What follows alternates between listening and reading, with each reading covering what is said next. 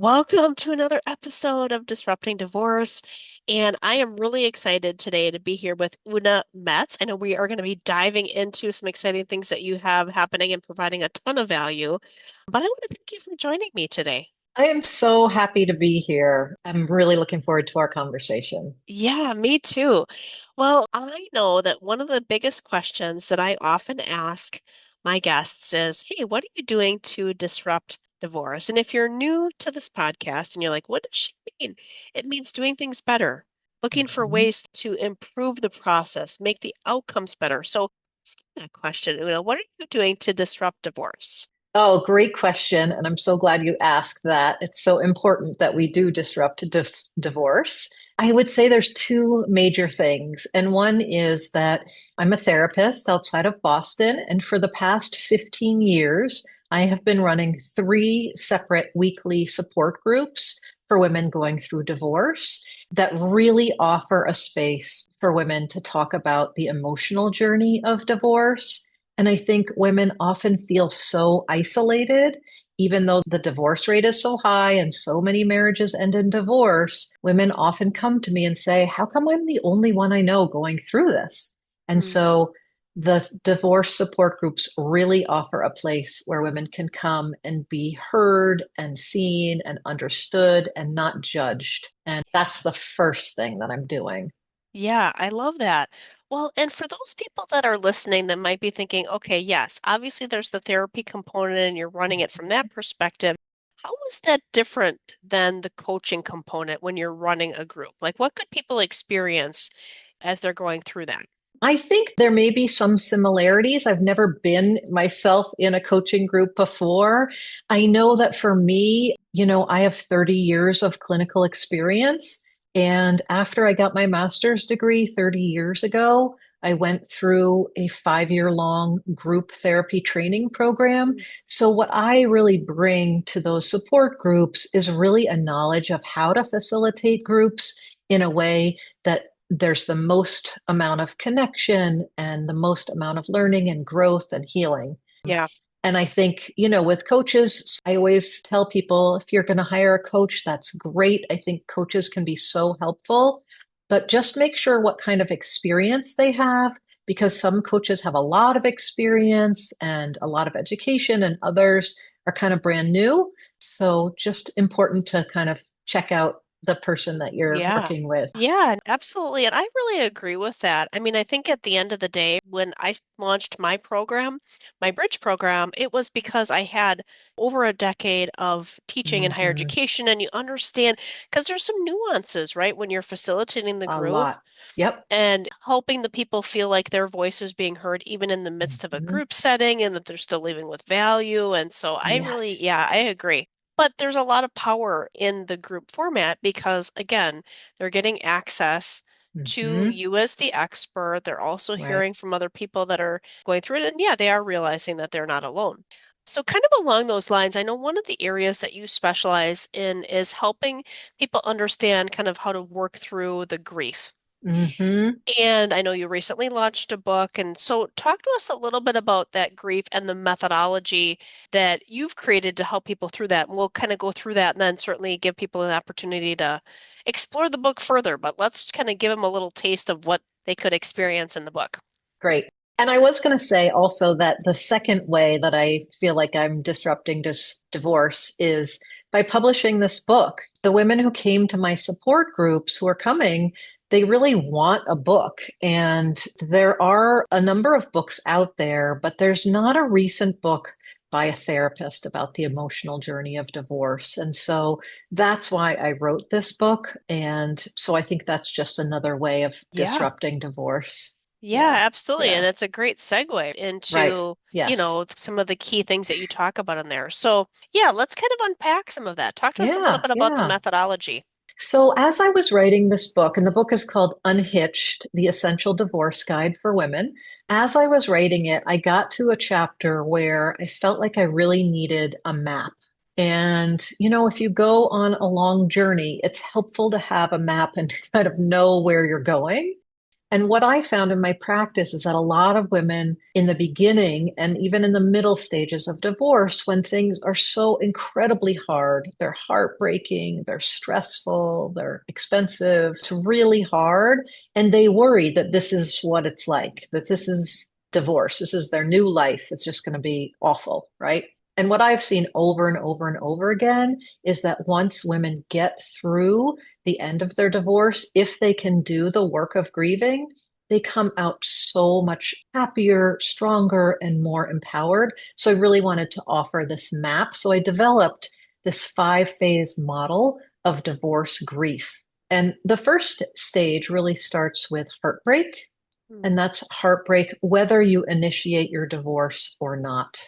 Because if you're not the person who initiates, you're totally heartbroken that Yeah. your spouse comes to you and says, I'm out of here, right? But even if you do initiate, nobody does that happily, right? You only do that after a series of little and big heartbreaks where in Mm. your marriage you are not getting your needs met. You're not being seen. You're not being heard. You're being criticized. You're being betrayed in some way. Maybe you're being abused in some way, but you're not getting your needs met over and over and over again. And it's a heartbreaking decision to get to. But Yeah. so that's, I think, the first stage for everybody. Well, and as you're talking about that, like I just have, yeah, I feel that. I feel that sense of heaviness and weight that a lot of the women that we're working with are experiencing. And I don't know that Mhm. people necessarily talk about it as, I don't know, the word heartbreak, I think really sums up, right? But not enough Yeah. people, I don't think, even use that word, right? Like, I know. really is what's going Yeah, on. it's a heartbreak. It really is. Nobody goes to their wedding and thinks to themselves, gee, I hope someday I'm going to get divorced, right? That just doesn't like, it's never the thing you want to happen, even if it has to happen. And even if it ends up being the right thing and a good thing, it's still heartbreaking to get to that Yeah. decision, right? Yeah, and I think at the end of the day, like just acknowledging that too, like Mm. it is as sad and as overwhelming as it is Yep, part of that process. So, it is. It's normal. yeah. It's So normal to keeping that feel. in mind, what's the second step? The second phase, I really think, is the roller coaster, and that is the roller coaster of feelings. And I think Mm, oftentimes it's the longest phase of divorce. I think it's the phase where you feel all of the feels, right? You feel mad, you feel sad, but also you feel relieved and you feel scared and you feel angry. Sometimes your feelings are totally expected. You've got a big court date coming up, or it's your birthday, or feelings are coming. And sometimes it's totally unexpected. Just like riding on a roller coaster. It's like, okay, here we go all the way up, up, up, up, and then down, right? And then there's a straightaway where you feel a little relieved for a minute, and then there's more coming. I remember one of my friends, it was not a divorce situation, but she ended up losing her spouse. He had passed Oh, away. yeah. And again, there's some similarities as we're going through Yes, grief. But definitely. I remember her saying, Rhonda, I just have embraced, I'm just going to feel what I feel when I feel it. Excellent. Yep. And I've applied that to other situations in my life Mhm. too. It's like, we're going to have to walk through the messy, we're going to have to Yep. walk through the hard. And I've told my friends in various periods of time throughout my life, like, listen, I'm going to be high maintenance for a while. So if you want off Yep. the ride, Yeah. now's the time. Yeah. And it Get kind back of to me gives in them a six heads up. months. Yeah. Kind Yeah. of gives them a Yeah. heads up. And, Yeah. like, because it's going to be a mess. You're going to be a Yep. mess. Yep. There's not going to be Totally. enough waterproof mascara for what's ahead a lot of times. And so, Yep. As I like to say, you have to feel it to heal it, you know? mm, But I love mean, that. if you try to deny your feelings or criticize your feelings, like, oh, I shouldn't be feeling that way, or I don't feel angry at all, it's going to come out some other way. And I worry that for some people, it comes out in health problems. For some people, it comes out in kicking the dog. I mean, we have to feel our feelings in order to get through them. Yeah, So that is an important phase. What is the third phase? the third phase, I really think, is mending. What I always picture is like being able to take like a little needle and thread to your heart and mend up those little holes or those little scrapes and bruises that you got during the divorce. It's a time where you're really turning your attention back to yourself because during a divorce, there's so much attention on your ex. What is that person doing? Oh my God, what did they say? on the legal process. Oh my God, the financial process. Am I going to be okay? What's happening? When's the next court date? And during the mending phase, you can really begin to think about yourself and what you need and what you want in life. Yeah, well said with that. And I love the visual, Mhm. right, of that. It's Yeah. just this real tender kind of like, Yeah. you know, Yep. time. Yep. Yep. What about the fourth phase? So after mending, I think really comes letting go. Mm, And again, in order to heal, you have to feel your feelings and you have to mend your heart, but you also have to let go. And there's so much to let go of in a divorce, right? You have to let go of your spouse, certainly, but it's also letting go of your identity of being a married person or your identity of being part of an intact family. It's also letting go of other people's narratives. Like oftentimes I'll have women who say like, my husband won't agree or my ex won't agree that the reason we got divorced is because XYZ. And I say, it's not going to happen. You have to know between you and you what your truth is and why you think you got divorced or what you think happened in your marriage. But trying to convince other people of your narrative, it's just not worth it. You're going to end up hitting your head against the wall.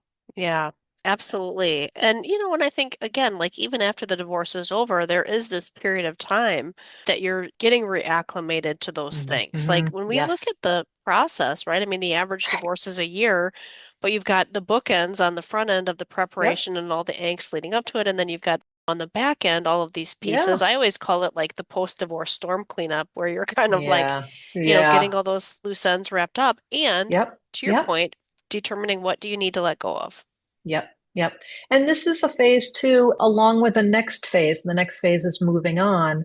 But I think both in letting go and in moving on, a lot of women are renegotiating their relationships. And it's not just a relationship with a spouse or an ex, but you're renegotiating your relationship with your in-laws, sometimes with your children, with your friends, with your family. I see a lot of women who come out of more abusive marriages and realize I don't want to be in that position anymore. And actually, my boss is kind of abusive too. I think I'm going to give up this job and look for a job with a better boss. So there's a lot of renegotiation that I think happens in those last end stages of divorce and beyond. I love that. Hmm. I always think that as people are going through these phases, I mean, we have an Hmm. opportunity to really lean in so that we do come out of this in a Hmm. stronger, better spot, Yes, absolutely. but it's going to take work, Takes right? time. Yeah, Yeah. yeah. And I think the last phase is really the moving on phase. And that's a phase where it's not that divorce isn't always going to be part of you or part of your history. You're not going to forget that you're divorced, right? It's always part of you, but you're investing your time and your energy into new things. You're investing in a new hobby or a new romance or your kids or going back to graduate school or taking up pottery or whatever it is, but you're investing in something that's new. You're taking, Yeah. because there's so much energy it takes to get divorced, right? And once you're finally through it, you've got extra energy left over. So what are you going to do Yeah. with that? I was thinking about a client that I had worked with, and she was one of the oldest clients I had worked with, the longest married, 40 Mm, plus years. wow. And at that point, you could say, well, do you just wait it out? But she Hmm. decided not to. And she went through the divorce process. And it ended up that, you just never know what this next chapter entails. But she had 3 years where she was able to lean into doing the crafts and the Uh-huh. activities and the art type things that she loved doing. And she bought a condo and she was an award-winning designer. So she did interior, just her Mm. condo just was absolutely amazing, breathtaking. Uh, She was here local, so I had a chance to go visit her in person. And oh, then a short time later, I found out that she ended up getting COPD, chronic oh, obstructive pulmonary disease, and had passed yeah. away. Oh, And I was really sad. And then hmm. I had an opportunity to kind of reflect, and I thought, none of us know how long we have. That's right. And I think I would feel more sad had Hmm. she stayed. and Right. never been able to have this last 3 years. She was dating, she found this really awesome guy. Oh. She was doing Uh-huh. all the things. And that last chapter of her life was just absolutely everything that she Mm. wanted it to be and more. Mm-hmm. And I think we just have to remember, like, most of the women that we end up having the opportunity to work with, if we do stay in touch with them, or we Yep. encourage them to Yep. stay in touch with us, we get to see on the other side. Yes. Yeah, divorce is an ending and it's also a beginning, Yeah. right? I mean, all endings are also beginnings. So divorce, certainly. Can I tell you my one divorce joke that I know that's similar Yes, to this? Okay. My one divorce joke, because divorce is serious business, it right? But is. we have to laugh whenever we We do. can. We My do. one divorce joke is an elderly couple go into the judge. He's 95 and she's 92. And they say, Judge, we would like to get divorced. We've been married for 75 years. And the judge says, Oh my goodness, that's a very long marriage. I mean, I guess I'll grant you the divorce, but my goodness, why wouldn't you just stick it out? Like, my big question is like, why now? And the elderly man looks at the woman, and the woman looks at the man, and the man says, Well, we were waiting for the children to die. Uh, Here's what I would say. If you're in an unhealthy marriage, do not wait for the children to die no before kidding. you have a second chapter or a third chapter in your life. Yeah, absolutely. Because I mean, we do hear that, right? Oh, I'm waiting for the kids to get out of Yeah, college, right. out of high Yes, school, out of right. whatever. Yeah. And the reality of it is, you and I see a lot of times where, I mean, it's still going to impact the children regardless of how old they Mhm. are, right? It just looks a It little bit is. different, Yep, you know? absolutely. Yeah, I think this is great. I love the framework that you've put together for this because it just resonates. And so I know that the folks that are grabbing a copy of your book, Uh-huh. Unhitched, are going to really be able to dial into each of these phases in greater detail Yes. and have some real value that they walk away with. So, as we wrap up our time together, if you could summarize just one kind of word of encouragement for our listeners, what would it be? Well, I think, first of all, that it does get better, it doesn't stay quite so hard if you're in the beginning or middle phases of divorce. It will get better. And I love this quote from Joan Crawford, who said, You don't have to light yourself on fire to keep other people warm. Hmm, I You love know? that. Yeah. I love that. So, well, thank you so much for the work that you're doing. We will Mm, be sure to include not only your contact information, but a link where people can grab a copy of your book. great. Thank you. And yes, just looking forward to getting that into the hands of many people that are going to really take some time to walk through the hard and know that they're not alone. But, there's no quick way to go through it, right? We just got to walk through the messy to be able to heal fully, feel let Yeah. go, and move on. That's right. And Rhonda, I just also wanted to say that if there's listeners out there who don't want to have this book on their bedside table, or they don't want to be seen reading it in the break room at work, it is available an audiobook. I'm the narrator, and I did that very specifically for women who might want more privacy Yeah, to listen to this book. I So love just that. know that that's out there too. Yeah, I love that. And also the other option with that is if you are like me and you like the paper copy, Yes. figure out a way to do a book cover. Yes, that's right. That's right. That's right. I Ah, actually asked my publisher if we could make a fake cover, and they were not able to do that. But I thought oh, that was such a good idea. such a good idea. We Yeah. get to bust out those elementary Yeah. skills on doing book covers, right? Whether Yes, it's the old paper exactly. bag or some Right. fun A big wrapping sticker. paper, a big Yep. sticker, like do what Yep. you gotta do, ladies. But yeah, Yep. start consuming this content so that you can walk from heartbreak to being able to move on in the Yeah. steps that you take us through. So thank you so much for that. It's been so nice being here. I really enjoyed our conversation. Likewise.